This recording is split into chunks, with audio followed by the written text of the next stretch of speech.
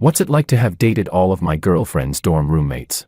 My girlfriend told me that all 3 of her roommates are love-brained, girls whose lives revolve around romance. But she's the only one who actually has a boyfriend. They said, how could a woman who's been protected by an eagle ever fall for a sparrow? All of them still can't get over their rich, handsome ex-boyfriends. However, on the day I was about to celebrate my birthday, her roommate Freya suddenly exclaimed in surprise, "Your boyfriend's birthday is today too." Wow, what a coincidence, my first love's birthday is also today. Roommate Alicia was shocked. No way, my ex-boyfriend's birthday is today too. Then roommate Sophia teased with a laugh, "What's your boyfriend's name? Maybe the 3 of you dated the same guy." My girlfriend said, "George." Sophia stopped laughing. The whole dorm fell silent. Chapter 1. 3 ex-girlfriends and the current girlfriend all in the same dorm. When I realized that, even I thought the coincidence was so absurd it felt like the universe was punishing me for daring to fall in love. The day Willow officially became my girlfriend. She was in her dorm, wearing headphones, video chatting with me. We had just gotten together. It was that honeymoon phase when everything feels sweet. And the happy smile on her face hadn't faded all day. She looked nothing like the cold, quiet girl I'd met at first. But then, suddenly, a sharp scream came from her dorm room, filled with collapse and despair. "Ah, he's dating again. He has a girlfriend again. I can't live anymore." Sobbing sounds. That voice, it sounded familiar, but I couldn't quite place it right away. Willow turned to check on her roommate. The video on her side was a bit chaotic. I only heard another girl's voice, comforting her. "What's wrong? Your first love started dating again. Come on, is that worth crying over? They might break up. Even if they get married, people still get divorced. You'll survive," the crying voice said. "This time is different." He pinned that bitch's chat to the top of his WeChat. And even made a post just for her. He was so low-key when we were together. Why does she get a public announcement? Who knows what she did behind the scenes to make him do that? Shameless woman. Another voice chimed in. "My ex-boyfriend's dating someone too," but I didn't cry. Just focus on stealing him back. It's not like I haven't been the other woman before. Once you've done it once, it gets easier. The unloved one is the side chick anyway. Need me to teach you how? I went silent. Not because of how insane their words were, but because both of those voices sounded way too familiar. Familiar enough that I felt like I knew them personally. I glanced at my phone, just in time to see new messages pop up. Freya texted, "Did you get a girlfriend?" Crying emoji. What kind of person is she? Pleading emoji. I don't mean anything bad, but college girls can have complicated motives. Who knows what they're really after? Not as pure and sweet as we were in high school. Then she added, "I'm not saying bad things about her. I'm just being honest." Cheerful tone emoji. Freya was my first love. We broke up not long after high school. It was a typical teenage romance. Once you're no longer in the same class, the passion fades. After graduation, everyone goes their own way.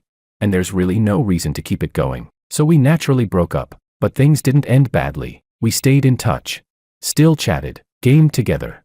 Sometimes even went out during vacations. If it were just the voice, I might not have suspected anything. But that crying, whining tone, it was just too similar. Even though we broke up peacefully. I'll never forget how, on the day we ended things, she clung to me in tears so badly that people on the whole street stopped to stare, and there I was, dragging her away. Afraid she'd run into the road and get hit by a car. Chapter 2. To confirm my suspicion, I cautiously replied, "My girlfriend isn't like that. She's a really good person." The crying on the other end of the call, which had just quieted down, suddenly erupted again. At first, it was suppressed, like the sound of a boiling kettle. Then it burst out completely, like a rooster crowing, piercing straight through the ceiling. She wailed. "He said his girlfriend isn't the kind of woman I said she was. He said she's a good person. He's never defended any other bitch like that before, never. I'm going to find him. He must be under her spell. The real him would never treat me this way." Willow thought her roommate had finally calmed down. She was just about to pick up her phone and continue chatting with me. But the next second, the crying got so loud again that she couldn't even hear my voice. I was stunned. My first love and my current girlfriend were really in the same dorm. The world could actually be that small. Then I heard another familiar voice say, "Don't go." "In what capacity are you going to see him? Maybe he's with his girlfriend right now, spending a romantic night. What are you gonna do? Go there to swat mosquitoes for them?" Her words were so venomous that Freya's crying immediately rose another octave. That sharp tongue, it sounded so familiar. As I was thinking, no way, it can't be her. I exited the chat window. The moment I did, I saw a red dot on another chat box. It was Sophia. She had sent, "Got a new girlfriend again. Congrats in advance, may you break up soon. What does she look like? Send a photo. After dating me, You still found someone else. What's wrong? Your standards dropped. Or your budget did.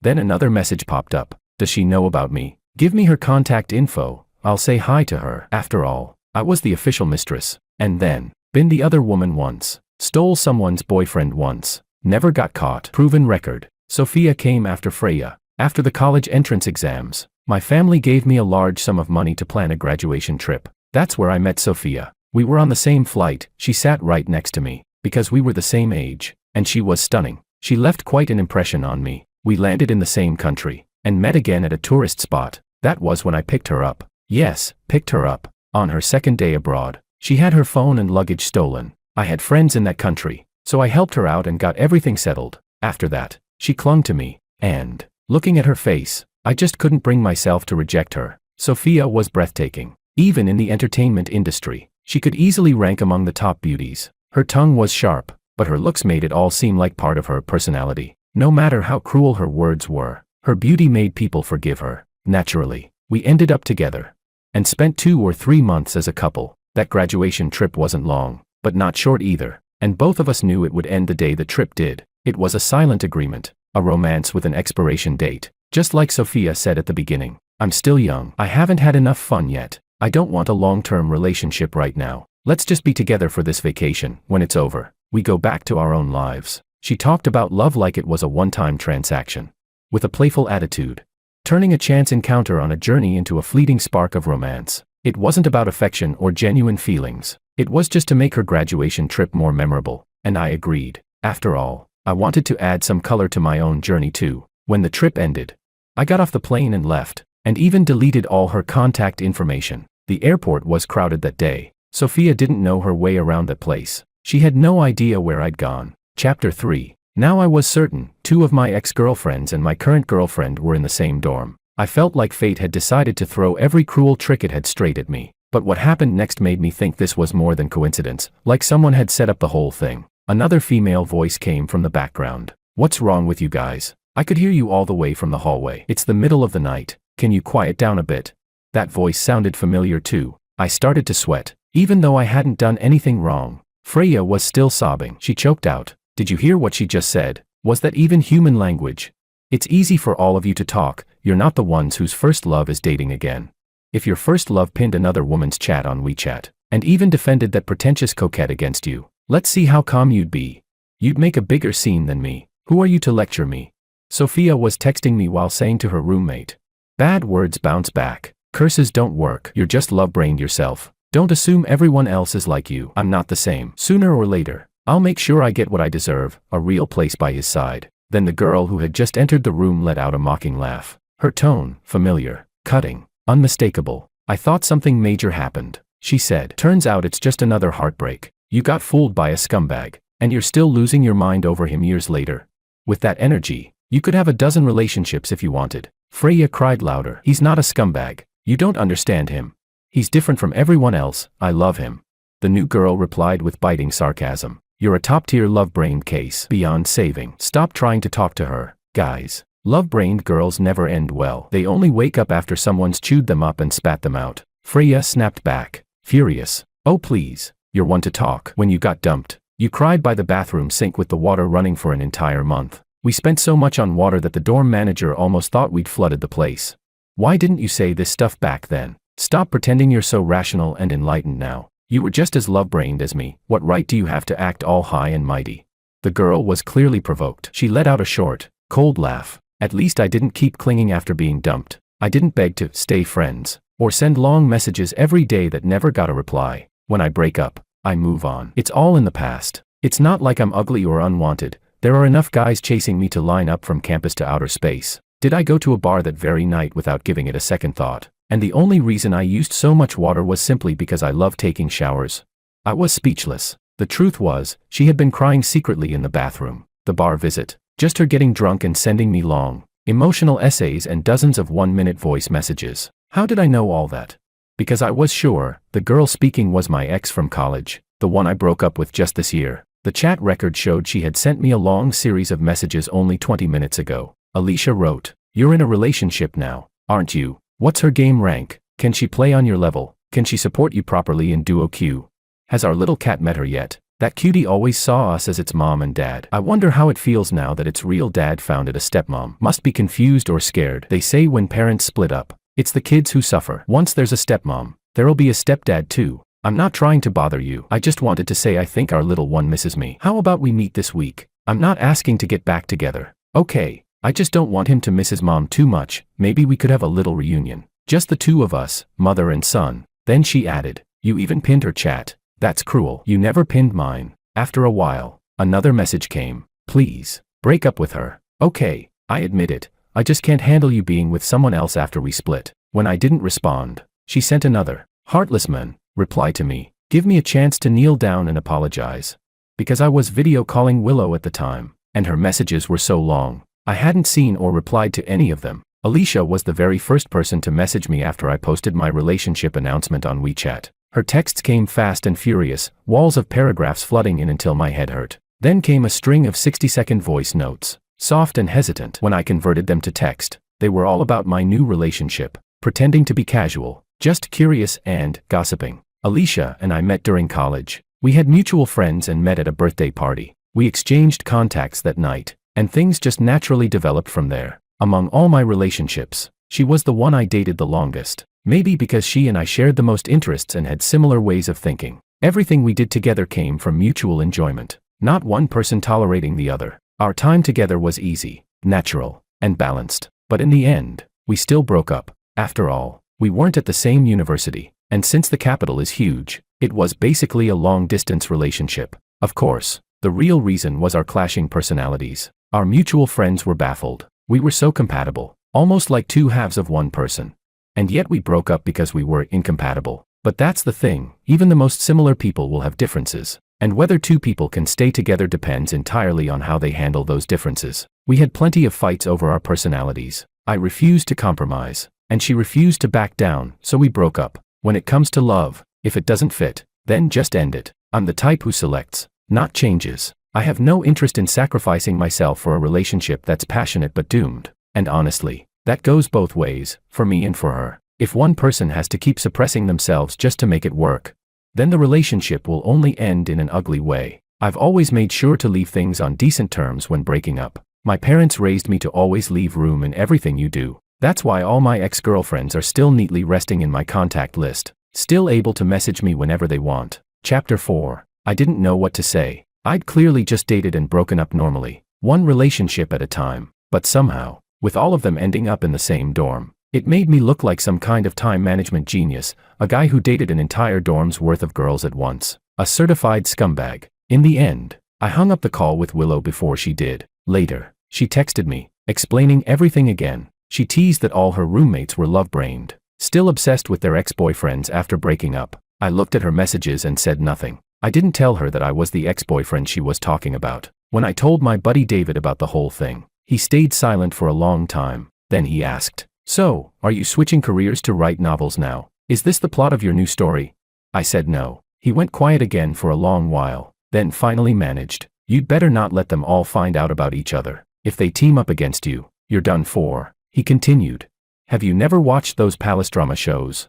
If they think you've been stringing them along, they'll form a League of Ex-Girlfriend Avengers, and when that happens, you're finished." I paused for a few seconds, clinging to a shred of hope, but I wasn't stringing them along, I said. I told them everything clearly. David sighed. Ever heard the saying, all exes should be treated as if they're dead? Yours not only aren't dead, they're thriving, still active long after the breakup, all the way up to ex number 2, 3, and 4. George, that whole, leave room in everything you do, philosophy your parents taught you, applied to your exes. It just made them think not being blocked or deleted meant they still had a chance. And that's how you ended up in this mess. I know you're not trying to be a scumbag, he said, but your natural scumbag aura is leaking through. The universe gathering all your exes into one dorm is its way of turning this into a full-blown show. Fate isn't even pretending anymore, it just wants to watch the drama unfold. He laughed and added, "Bro, I'll just say one thing, if they start tearing each other apart, call me. I'll swim back from Iceland just to watch." If I told this story to anyone else, all 10 out of 10 people would think I was joking, post it online, and I'd get roasted alive as a lying scumbag fishing for sympathy. But in reality, if the truth ever came out, the one who'd get hurt the most would be Willow. She'd have to face all 3 of my ex-girlfriends alone, and knowing how vengeful they could be, I wouldn't be surprised if they joined forces to go after her first, and only then turned on each other afterward. Chapter 5. I met Willow during a volunteer event. It was love at first sight, deeper at second sight, and by the third, I decided I had to win her over. Willow was beautiful, standing tall and elegant amid the bustling crowd. Impossible not to notice. She wore a soft white dress that matched her gentle aura, her long hair falling over her shoulders. She looked like the quintessential campus goddess, the kind of beauty that imprints itself in your mind after just one glance. I couldn't help but look again. The crowd jostled her from all sides, and she frowned slightly in discomfort. That cold, distant look, like she kept the world 1,000 miles away, only made her even more irresistible. By the third glance, she was already walking up to me, asking for directions. I gave her a quick explanation, and before she could leave, I added casually, "Add me on WeChat. I want to pursue you." Willow froze. She seemed caught off guard, unable to keep up with how direct I was. She held her phone awkwardly, unsure what to do. Maybe she wasn't good at rejecting people, but I was very good at handling moments like this. When I meet someone who truly catches my eye, I never hesitate to take the initiative. If she says no, I move on. If she doesn't, then there's a chance. The only real regret would be not trying at all. While she was still hesitating, I continued. "If you don't want to add me, that's fine. Don't feel bad about saying no, just follow the route I told you." Then I added, "Here, take this umbrella. It's hot outside, and your skin looks a little sunburned. Consider it compensation for scaring you earlier." Willow looked at the umbrella I had placed in her hand, then looked up at me. After a moment's pause, she opened her WeChat. Chapter 6. After that, I started pursuing her. She, however, was always lukewarm, neither rejecting me nor accepting me. My friend said I was trying to force a fruit that wasn't ripe yet. That even if I managed to pick it, it wouldn't taste sweet, but I didn't see it that way. I've always believed there's no harm in trying. You don't have to force it. Sometimes, if you just keep reaching out, the fruit falls into your hand on its own. Besides, I wasn't exactly new to relationships. If Willow had truly been impossible to win over, I would have given up long ago. For someone so quiet and reserved, the fact that she often agreed to meet up with me already meant she had some interest. From the moment we added each other on WeChat, our conversations never really stopped. At first, I was the one always starting the chats. Later, she began initiating too, sharing bits of her day, random thoughts, small things. Then came the moments when I didn't message her, and she'd ask what I was doing. Little hints, subtle reminders that she wanted my attention. Her emotions became more expressive with me. And that meant one thing, she was falling. I pursued her for about 5 months. But it wasn't one-sided. After the first month or so of my persistent efforts, Willow began responding in her own way. By the second month, her coldness was gone completely. We hovered in that space, neither together nor apart, for about 3 months. The ambiguous stage. Honestly, that's always been my favorite part of a relationship. That stage feels like the prelude to a harvest. Once you've won the person, sure, there's happiness, but nothing compares to that thrilling sense of anticipation before it happens. If love could exist without responsibility, I'd probably choose to live forever in that phase, just endlessly chasing, endlessly guessing, endlessly falling. Maybe that's why my friends always say I'm a natural-born scumbag, but I didn't see it that way. When some people claim they're just slow to warm up so they can keep a man hanging, all while dropping hints for him to spend money as a test, do they ever feel responsible for that? There's a saying online, if the woman pays for most of the dates and gives the gifts, then sure, I can be slow to warm up forever. But I never strung anyone along, nor did I make them spend money to prove anything. What does stringing someone along even mean? It means the guy confesses. The girl neither accepts nor refuses, keeping him in limbo. But did she ever confess to me? If I never confessed, how could it count as stringing her along? And since when was it a rule that the man had to be the one to confess first? Sure, my views on relationships might not align with traditional ideas, but I've always been serious about every relationship I've been in. Willow, on the other hand, was a bundle of nerves during those 3 months. She kept overthinking, wondering how far our relationship had progressed, and whether I was keeping her on the hook without any intention of actually dating her. She told me that during that time, her dorm mates gave her a lot of advice. Freya said, "It's been months and he still hasn't confessed. He's totally stringing you along. Guys like that are the worst. Ignore him, act cold and detached. Maybe he'll panic and come crawling back." In reality, after I broke up with Freya, she gave me the silent treatment for one night before sending me a tearful apology voice message the next day. Sophia said, "If he's stringing you along, then string him along too. Make him think he's not the only one chasing you. Post some vague messages about other guys being interested. It'll give him a sense of crisis." In reality, after I broke up with Sophia, she acted pitiful, saying no one liked her, No one chased her, that I was the only one who ever wanted her. She told me she'd rather be the other woman than lose me.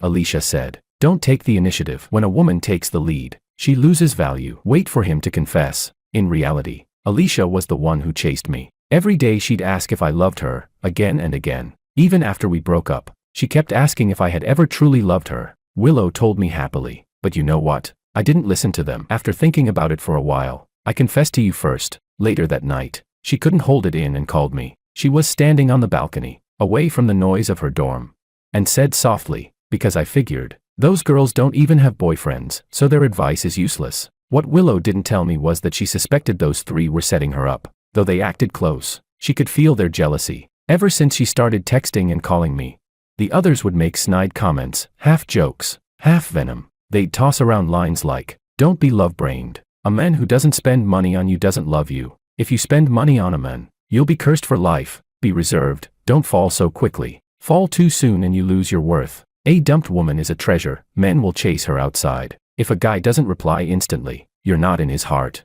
Or when she got a call from me, they'd all turn off the lights and go to bed early. 8 p.m. Lights out, we're sleeping. Don't make noise. Willow would ramble on, telling me all these little details about her dorm life. Those people's influence on her never lasted long. After thinking it over, I decided there was no need to tell her the truth. Better to just pretend I didn't know. Even if I did realize what was going on, what did it have to do with me? I wasn't the one who assigned them to the same dorm. It wasn't my problem. So why should I be the one to fix it?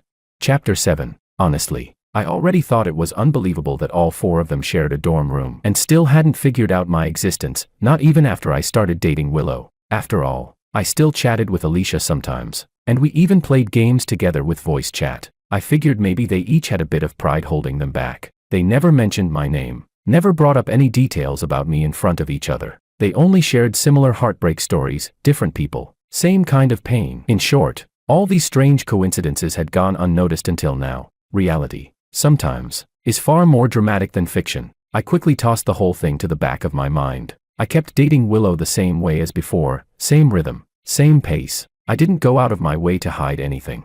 But I didn't go out of my way to tell the truth either. I knew the day would come when everything would be revealed. Unless Willow went her whole life without ever video calling me from her dorm. And soon enough, they found out. Chapter 8. My birthday was coming up, a week before the day. All three of them, Freya, Sophia, and Alicia, sent me messages almost at the exact same time. Freya wrote, "Your girlfriend isn't from your school, right?" Sophia wrote, "Hey." Alicia wrote, "Your girlfriend has a similar personality to yours, doesn't she?"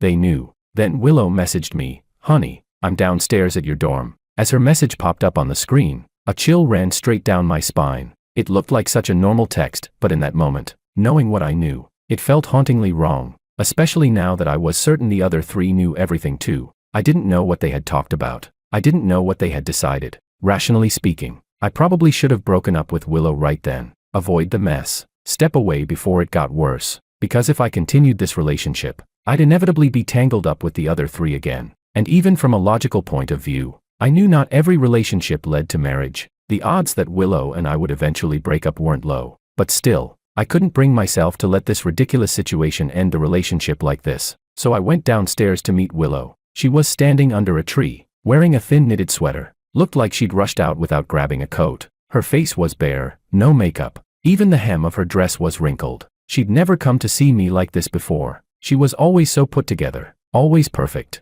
It was winter already. I could see my breath in the air, and she was standing there, shivering, so lightly dressed. I took off my coat and draped it over her shoulders. Then I asked softly, "What was so urgent that you couldn't stop to put on another layer?" Willow handed me the dessert she'd been holding. Her whole body was cold, but the dessert was still warm. I took her by the hand and led her closer to the dorm entrance where there was heating. Then I gently took her freezing hands and tucked them into my pockets to warm them. Her eyes were red. Her lips trembled, as if she wanted to say something, but she couldn't get the words out. She just pressed her lips together and stared at me in silence. She looked hurt, really hurt. I figured the others must have bullied her. After all, she was my current girlfriend, and the other three were my exes, outnumbered. She never stood a chance, and none of those three were exactly easy to deal with. I asked, "Your eyes are red. Did they bully you?" Willow nodded. She didn't dare move closer to hug me, afraid her cold body might chill me too. So she just leaned her head gently against me. I didn't say anything, just wrapped my arms around her, pulling her close. After a while, Willow steadied herself and said quietly, I just missed you too much. She didn't mention what had happened in the dorm, didn't tell me what the others said or did. She just changed the subject and talked about random little things instead. We stayed like that for a while, chatting softly, holding on to the warmth. After some time, I said, it's too cold. You should head back and rest early. Drink some ginger tea when you get back. I don't want you catching a cold. I didn't think breaking up was necessary. Why should the past affect my present? Neither Willow nor I had done anything wrong. It was just an unfortunate coincidence, a shared dorm room, nothing more. Before she left, I told her to wait a second. I ran upstairs and grabbed a pair of gloves and a hat. I'd actually bought them as a gift for her later on, but now seemed like the right time. She was already wearing my coat. So I slipped the gloves onto her hands and placed the hat gently on her head, wrapped in my scent from head to toe. Willow looked like she was surrounded by my warmth completely, like she was walking inside the embrace of my arms. Her face turned red. I couldn't tell if it was from shyness or the cold. I helped adjust her battle gear, as I jokingly called it.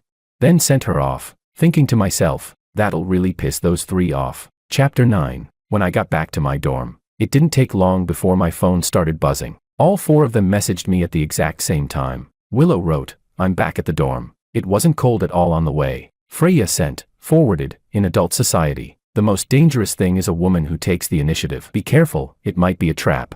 Sophia sent, it's freezing. I don't have a single thick coat in my closet. If I don't get one soon, I might not survive this winter. Alicia sent, I went to a tarot reader. She said the girl you're dating right now isn't your destined one. I replied to Willow first. The moment I hit send, the other three messages popped up again, one after another, in rapid fire. It was as if they somehow knew who I had replied to first, and they clearly weren't happy about it. Judging from the timing, I could picture the scene. The girls' dorm must have been a battlefield of silent fury. What surprised me most was that none of them seemed to plan on coming clean to me. I guessed that beyond the absurd coincidence, each of them was afraid that if they admitted the truth, I'd side with one of the others and abandon her completely. Chapter 10. Inside the dorm, an invisible war was unfolding. And unsurprisingly, there was only one winner, Willow. All they had to do was listen for whose phone pinged first. Whoever got the first message from me would know who I replied to first. Willow had gone out wearing only a thin sweater, but came back wrapped in a heavy coat far too big for her. Whose coat it was, obvious. She looked radiant, almost glowing. Like she'd just stepped out of my bed instead of the cold winter night. Her happiness injected a charged, almost sinful energy into what used to be a calm, ascetic dorm. The three others, Freya, Sophia, and Alicia, froze. Their argument fell silent, their gazes locking on Willow as she walked in. Some stunned, some sulking, some glaring daggers at her. Even after she sat down, she didn't take the coat off right away. It was as if she wanted to show something, to prove something. Freya immediately turned the air conditioner to the highest heat. So you like wearing that? Huh? She muttered under her breath. Let's see if you can stand it. Willow didn't flinch. She calmly took off the coat, folded it, and placed it carefully into her wardrobe. Then, right in front of everyone, she recorded a short voice message. She sent it without hesitation. Who it was for, there was no question. Freya rolled her eyes and made a fake gagging sound. Damn, you're straining your fake voice so much it's about to catch fire. Who are you trying to impress? It's not like we don't have things our boyfriends gave us. As she spoke, she fiddled with the bracelet on her wrist,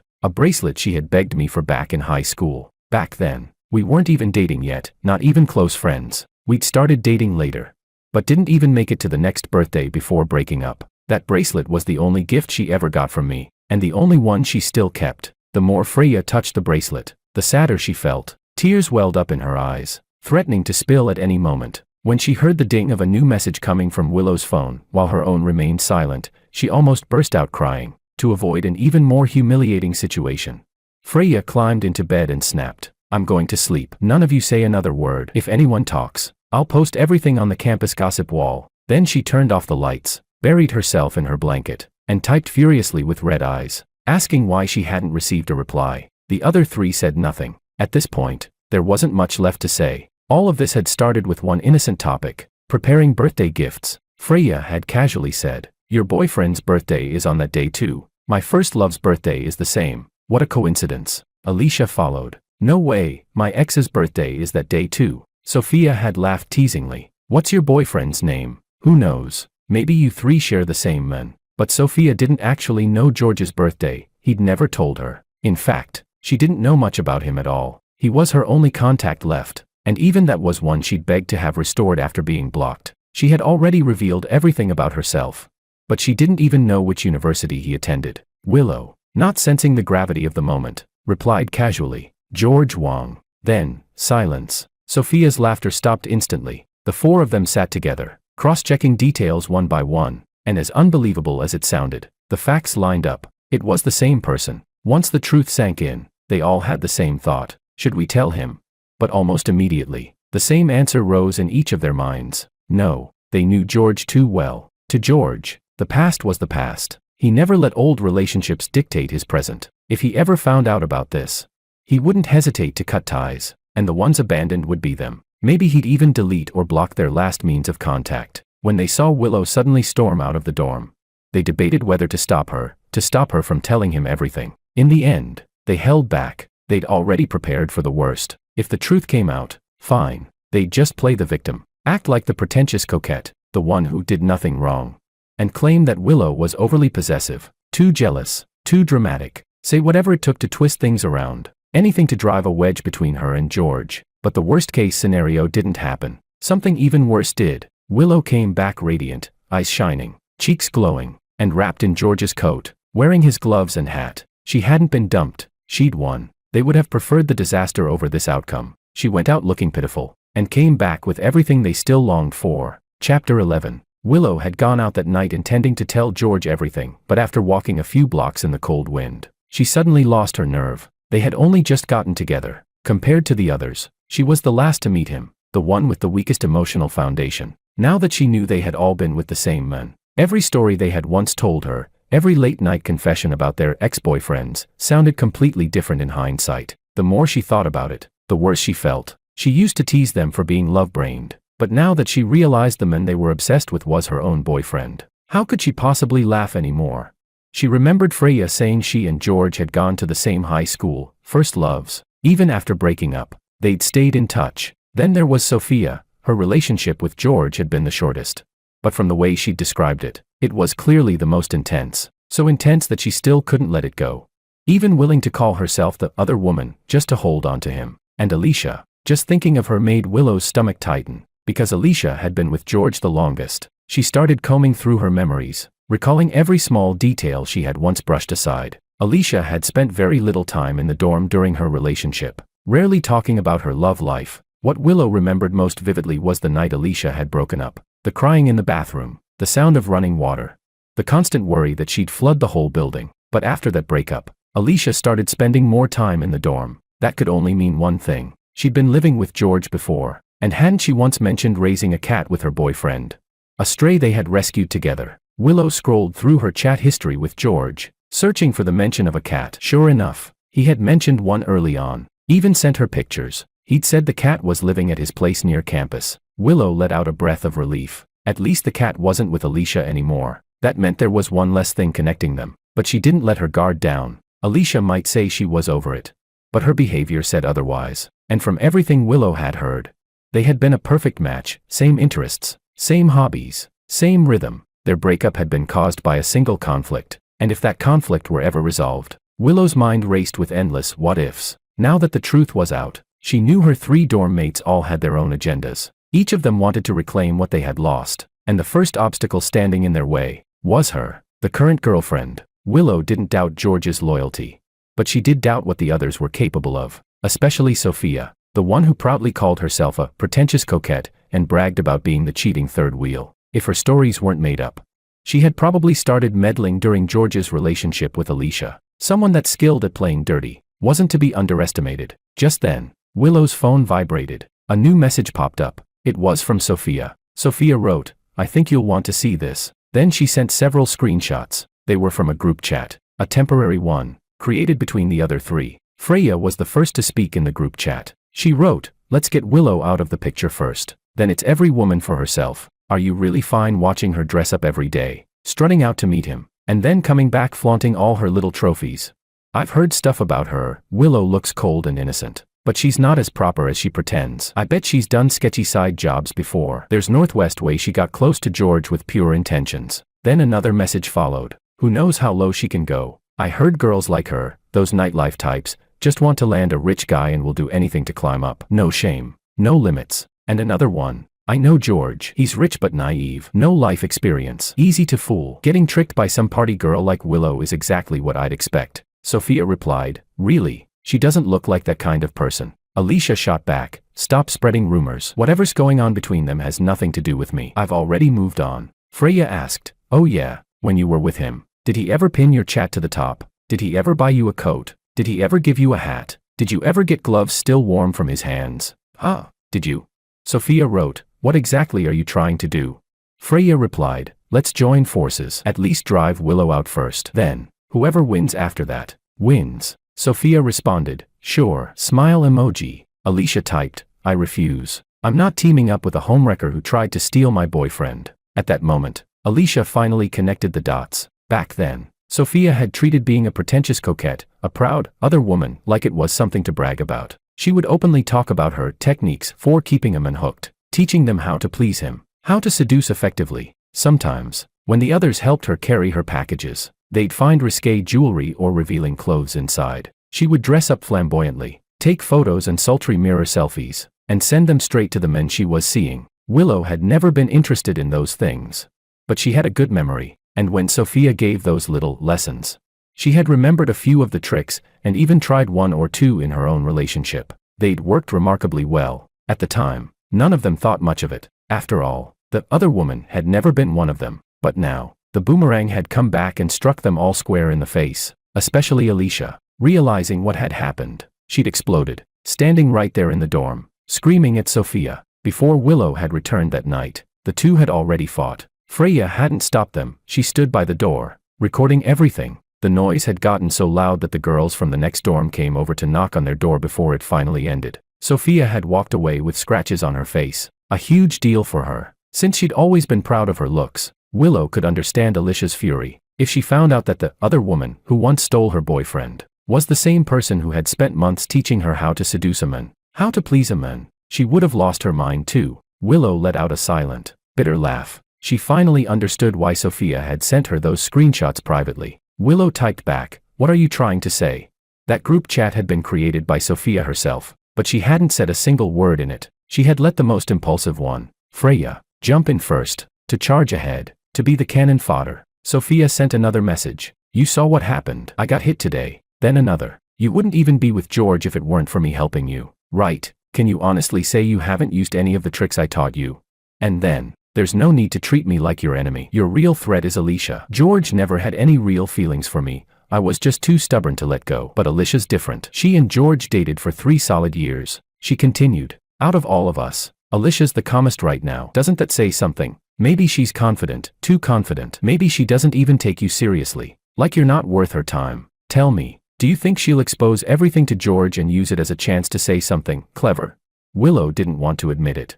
But Sophia's words hit a nerve. 3 years. She couldn't just brush that off. She felt something ugly stir inside her, jealousy, resentment. Why was Alicia automatically considered the biggest threat? Why did she, the current girlfriend, still live in the shadow of that 3-year love story? Even now, Alicia acted like she didn't care. Like Willow wasn't even worth worrying about. Willow took a deep breath, forcing herself to calm down. She couldn't afford to let those thoughts take over, because that was exactly what Sophia wanted. Sophia was a master manipulator. The kind who could twist sympathy and shamelessness into weapons. She had worn the title of other woman like a badge of honor. Even after being slapped across the face by Alicia, she still had the nerve to come to Willow, smiling, and try to plant seeds of doubt. Someone that devoid of shame was capable of anything. Willow typed, what do you want? For me to give you another chance to play the home wrecker? Sophia replied, if you could, that'd be perfect. But that's not what I want. I just want you to arrange a meeting between me and George. A meeting. That was all she needed. For someone like Sophia, the opportunity was the only thing missing. She didn't need anyone's permission to steal someone's man. She only needed access. Sitting in front of her mirror, Sophia adjusted her hair and tilted her head.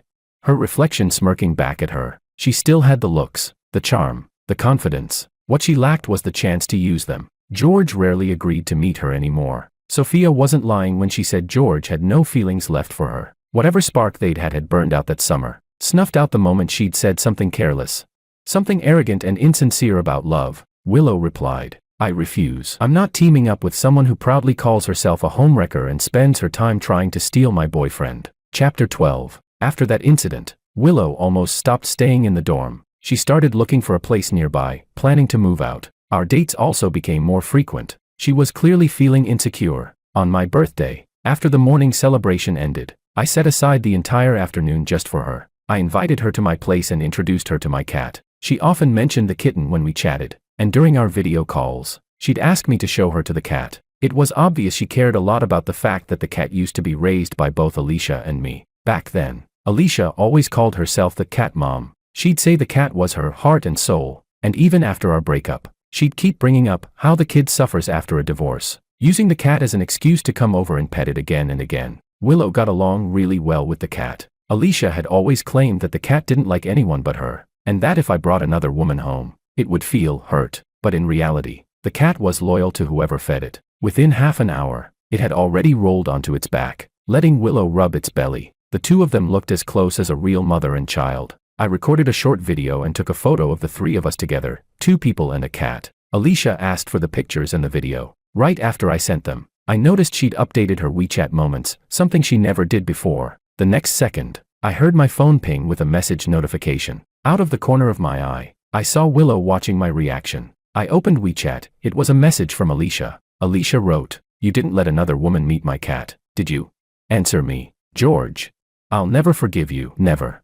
I casually replied with a random sticker, then decided to add fuel to the fire. I posted my own update on WeChat, showing off my relationship with Willow. After all, they'd both been bullying her. Chapter 13. When we took the cat for deworming, we ran into Alicia. Same old place, same fake coincidence. After all, she'd spent the most time with the cat. The moment the kitten saw her, it reached its paw out from Willow's arms, asking to be petted. Alicia naturally scratched its head with practiced familiarity, pretending not to know anything. She said in that annoying, falsely sweet tone, "What a coincidence. You don't mind if I come along, do you? It's been a while since I've seen the kitty. She must have missed me." Willow stayed silent, simply watching her act. I had to think of something sad just to keep from grinning like an idiot. Feigning innocence, I said, "This is my ex-girlfriend, Alicia." Then I turned to Willow and asked, "Do you mind? If you do, we won't go with her." That blatant favoritism nearly made Alicia grind her teeth to dust. She must have remembered the posts we'd made online. They had thrown that temporary 3-person group into chaos. Freya, as usual, went off the rails with her tantrums, while Sophia, surprisingly, didn't say a word. Maybe she was too jealous to even speak. Even Alicia herself had never received that kind of treatment. When we were together, I almost never showed affection publicly. Aside from the announcement the day we got together, all my later posts were just landscapes and selfies. She barely appeared in any of them. Of course, part of that was her own fault. She was always nitpicking, saying I didn't make her look good enough in photos. But with Willow, we hadn't even been together for a month, and my posting frequency had skyrocketed. Almost every update screamed we're in love. How could they not feel bitter? If everyone had been treated equally, maybe they could have comforted themselves. Oh, he's just low-key, not the type to flaunt his relationship. But why did things change with Willow? Why was she the only exception? And what did that make them? Props to set off what looked like true love. Alicia didn't want to admit it, but when she saw that post, something dark flickered inside her. The thought of joining forces with the others, to drive Willow away from me. Chapter 14. Willow thought for a moment before saying, "I do mind. I'd rather it be just the two of us." I could tell she was conflicted. She had probably wanted to appear generous and say she didn't mind, forcing herself to smile through it. But in the end, she couldn't. She did mind, deeply. Anyone showing up today would have bothered her, because this time was meant for her alone. It was the time I'd set aside exclusively for her. Why should she have to share it with someone else? I smiled and said, "Sorry, but this is our private date time." Then, turning to Alicia, I added, "Maybe we can meet another time, or, since you said it's been a while, how about you spend some time with the cat alone later?" The look Alicia gave Willow could have killed her on the spot. She hadn't come for the cat at all. She came to ruin our date, to get close to me again, and to flaunt her past relationship with me in front of Willow. If she could sow discord or make Willow feel insecure, that would have been a bonus. But her little plan fell apart before it even started. My rejection left her, and the cat, and all the lines she'd rehearsed, standing right there in awkward silence. Chapter 15. Willow couldn't help but ask, "Will my refusing her make you think I'm a bad person?" She was afraid George would think she was too jealous. After all, George had known those women far longer than her, spent more time with them, built deeper bonds. Even if they were just his friends, their connection should have been stronger than hers. That's why she hesitated, second-guessed herself, and overthought everything. But what she hadn't expected was how George had taken her side without a second of hesitation. That kind of open, unreserved favoritism, how could her heart not flutter? Willow wanted to know why George sided with her so quickly, wanted to understand what he truly thought of those other women. Without thinking, I said, "If you'd agreed to let her join us, that would have been wrong. Love is exclusive. This is our date, and if you said you didn't mind my ex tagging along, who would believe that? That'd just mean you're forcing yourself to tolerate it, and when you're dating me, you don't need to do that." Her eyes lit up. She looked at me with renewed warmth. She leaned closer, pressing herself against me, voice soft but curious. "Did you date her for a long time?" I replied, 3 years. "Yeah, it was a long time." Willow gave a little hum, half jealous, half testing. "Did you love her a lot?" I could feel the resentment in her tone, but I only smiled and said, "I did, back then, but not anymore. Now, I only love you." Her cheeks flushed red, and before she could respond, I added, "You don't have to test me, Willow. If I still liked her, I wouldn't have broken up with her." Once a relationship ends, no matter how passionate it was, it belongs to the past. Going back to an ex is meaningless. It's not like there are only a few women in the world. Every time I end something, there's always a new story waiting. If I kept looking back, missing what's gone, my heart would have split into 18 pieces by now. Willow's lips curved upward. She was clearly delighted, but she still tried to hide it, denying softly, "I wasn't testing you. I'm not that petty," I said. "Admitting you feel possessive or jealous isn't a bad thing. Willow, we're in a relationship. Even if you're jealous or have those so-called negative emotions, they're just part of the spice that makes love richer. With me, you don't have to suppress yourself." Having her emotions seen through and named so openly, Willow no longer felt the sadness and bitterness she'd been trying to hold back. All those uneasy feelings simply vanished. Now, her entire heart and gaze were filled with me alone. That kind of open, unapologetic affection. It was as if my love for her was so deep that it could embrace every emotion she had, understand every insecure thought, and forgive every impulsive action. Only when someone feels completely safe do they dare to show their true heart. Willow gathered her courage and confessed, "Yes, I did get a little jealous." I stopped by the side of the road and gently patted her head. Then I asked, "How can I get rid of your jealousy?" Willow pressed her lips together and looked straight at me, her eyes shining like starlight against the dimming sky. She said, "Kiss me." So I kissed her, but just as I was about to pull away, she wrapped her arms around my neck and whispered, "Not enough." She was starting to push her luck now, like a stray cat that finally realized it was safe. She began to indulge in the warmth of this love, shedding her cautious shell and showing her sharp little claws. Out of the corner of my eye, I caught sight of a figure, and this time, Willow didn't even try to hide her expression. She wore a bold, unmistakable look of provocation. Alicia was standing there, staring at us, her lower lip bitten so hard it had turned pale. Willow confessed to me about the other 3 girls in her dorm, as if afraid I wouldn't believe her. She even pulled up their group chat to show me. No one had spoken in that group for a long time. Judging by the date, the silence had started right around the time they discovered my existence. I looked up and saw the uneasiness in Willow's eyes. It made me want to laugh a little. What was she so nervous about? Didn't any of them suspect that I'd deliberately targeted their dorm? After all, the whole situation was a little too coincidental. It almost looked like a setup. I asked, "Did they bully you?"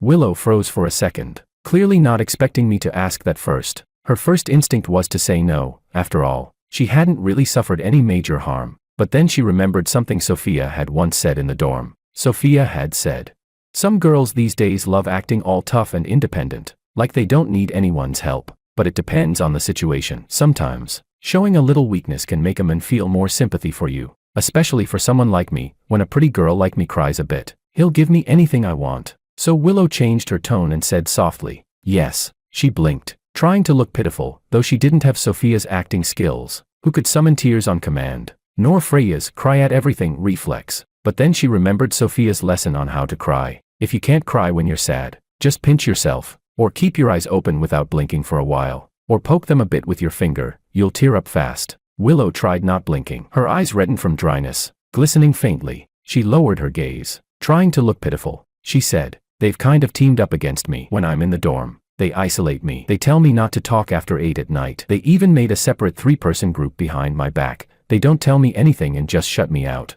I'm scared that one day I'll forget my key and get locked out on purpose." To prove she wasn't lying, she showed me the chat history, the messages Sophia had sent her. As I scrolled through the chat, I wrapped an arm around her in comfort. Poor girl. When I handed her phone back, I kissed the corner of her eye. Then, while she was still dazed, I took her hand and said, "Come on, I'll walk you back." I'll stand up for you. Willow stared blankly at my back as I walked ahead. Her parents had been absent since she was little. She'd always faced everything alone. No one had ever stood in front of her to protect her. No one had ever loved her so fiercely. The sense of safety she'd been missing for over 20 years. Someone was finally giving it to her now. In that moment, she suddenly understood why people who get broken up with sometimes cling so desperately, even to the point of madness. Because once you've been loved and protected like this, so unwaveringly, so completely, how could you ever be willing to let go? Chapter 16. I walked Willow back to her dorm building. By coincidence, we ran into Freya and Sophia just as they were returning. Freya spotted me first, her eyes lit up instantly. She didn't even care who was standing beside me. She came running over like a stray dog that had just found its old owner, George. The next second, without any warning, she threw herself straight into my arms. Clinging to me, she rubbed against my chest and said in a syrupy voice, "I missed you so much." I frowned and pulled her off me. Sophia followed behind at a more leisurely pace. She reached into her bag and pulled out a small gift box. "Happy birthday," she said calmly. "I was going to have Willow bring this to you, but looks like I ran into you myself." She realized her little plan was no longer going to work. Originally, she and the others had schemed to team up, either to drive Willow away or to stir up drama between the rest of us. But to her frustration, both Alicia and Willow had turned her down first. Sophia thought the two of them were ridiculously petty and uptight. So what if someone wanted to be the other woman? If they didn't like it, they could just stay out of it. Why stop anyone else? Even if she ended up being the third wheel in their so-called love story, couldn't they just pretend not to know? Why insist on facing the truth and making themselves miserable? With no other choice, Sophia had teamed up with Freya instead. The two of them had spent an entire night plotting their little schemes, only for all of them to become useless now. Still, at least she'd gotten to see the men she'd been thinking about nonstop. And to Sophia, that alone felt like the one good thing that had happened in a long while. Chapter 17. Freya glared at Willow with open hostility. She said coldly, "Oh, Willow, don't tell me you're angry. George and I have been close friends for years. We used to hug all the time. You're not seriously mad about something that small, are you?" Willow gave a sharp snort. "Yes, I am mad. I'm jealous. I don't want you touching him, because your intentions aren't pure." Freya froze for a moment, then turned to me with a pitiful look. "George, look at her. We've known each other for so many years. She's treating me like this the moment she shows up. I've been with you since high school. What's wrong with a hug? Does she have to throw a tantrum over that? George, say something." I refused Sophia's birthday gift, then looked at Freya, crying and making a scene, and felt a headache coming on. Thankfully, the spot we were in wasn't too noticeable, and it was late enough that there weren't many people around the dorm entrance. Otherwise, being surrounded by three women like this, I'd probably be featured on the university gossip page the next day. I said, "Stop crying. If you make me famous with this, you won't get to visit the cat again." Freya immediately stopped her tears. She looked at the way I stood protectively beside Willow and whispered, "But I'm not willing to let go." Silent tears began to roll down her cheeks again, large and heavy. Freya said, "Why do all the excuses you used to break up with us suddenly not apply to her? You said long-distance relationships were pointless, but all the girls you dated after me were my dorm mates. Are they really that much closer than I am?"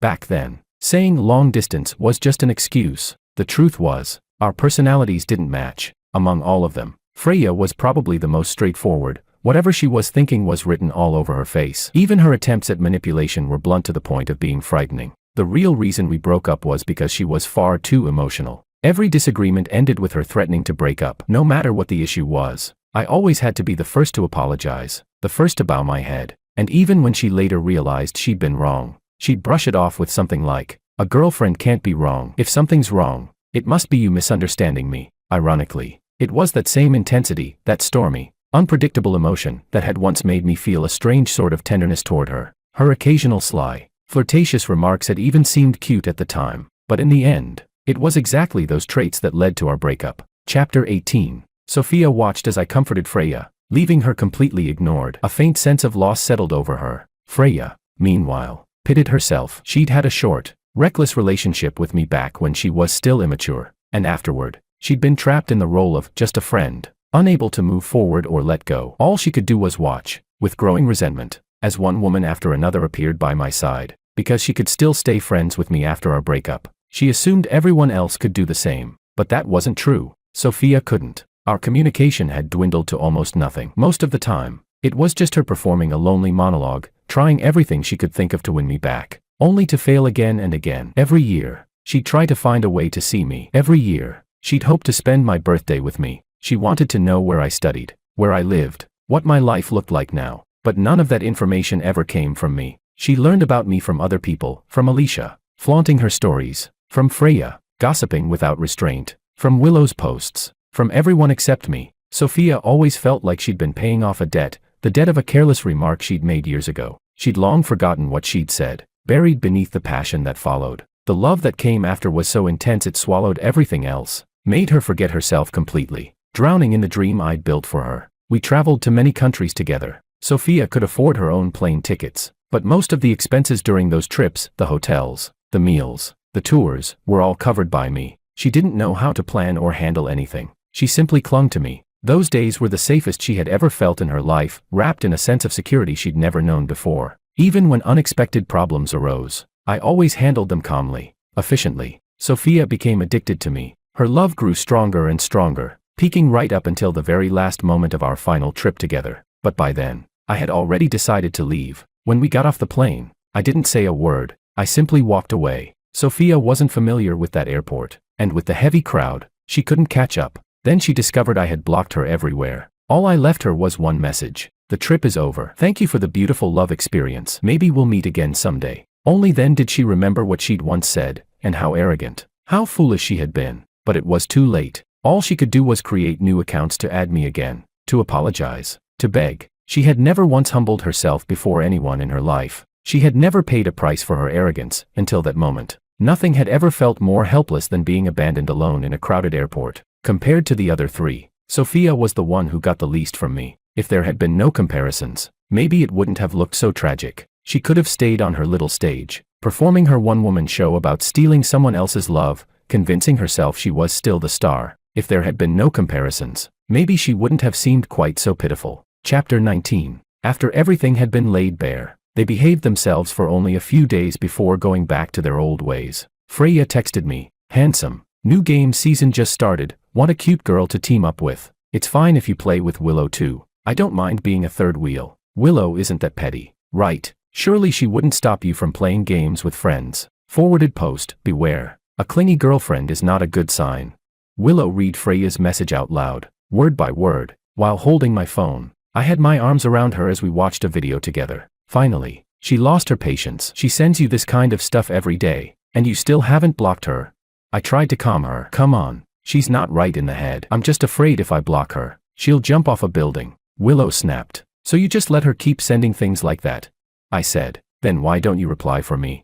That was exactly what Willow wanted to hear. She immediately opened the voice chat and said, "If you keep pestering my boyfriend, I'll post your name on the campus bulletin." Freya waited a while, saw the voice message pop up, and happily tapped play, only to hear the one voice she hated most. Willow was about to close the app when a new message popped up, from Sophia. The moment she opened it, a string of indecent photos filled the screen. Scrolling up revealed even more, all kinds. No repeats. I sensed something off in how quiet Willow had gone and turned to look. She said evenly, "You really enjoy her outfits, don't you? You even replied to her before." She sounded calm, but I could tell she was furious. I said, "I only replied before we got together. Once we started dating, I barely talked to her at all. I don't have any dirty thoughts about her, though. If I was being honest, maybe I did. Back then, before Willow and I were official." Willow glanced at the timestamps and noticed that my most frequent chats with Sophia happened during our ambiguous phase, when Sophia was both trying to sabotage her and teaching her how to date me. And true enough,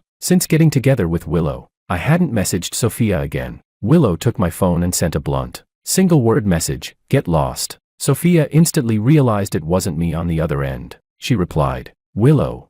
Willow decided she couldn't keep looking at that phone. If she did, another woman would probably pop up, and she might just land herself in the hospital from sheer rage. The other three could probably pool money for her cremation by midnight. And as if summoned by her thoughts, a new message arrived, from Alicia. "I'm picking up the cat tonight for a drive. The tarot reader said she's been depressed lately because she misses me." Willow replied, "Get lost." Alicia sent back a single question mark. Seeing Willow's dark expression, I couldn't help but laugh, shamelessly. I took my phone back, then changed the subject with a teasing grin. "How about you wear something like that for me? That way, you won't have to worry about me looking elsewhere." Willow pursed her lips. She thought Sophia's tricks were pathetic, cheap and desperate. Why should a real girlfriend imitate a side piece? It felt completely upside down. I coaxed her gently. Then just don't wear the same kind of thing if you look good. No matter what videos or photos I see, I'll only think, none of those women out there can compare to you. Willow, half entranced by my words, nodded. Then you pick. I want you to choose my clothes yourself. That way, she thought, she'd be the most special one. I agreed without hesitation, and gave her a kiss as a reward. Her thoughts spiraled. At least for now, she was still the one and only. No one could take her place. Even if she was destined to be abandoned one day, she would make sure that moment came later, much later. She would.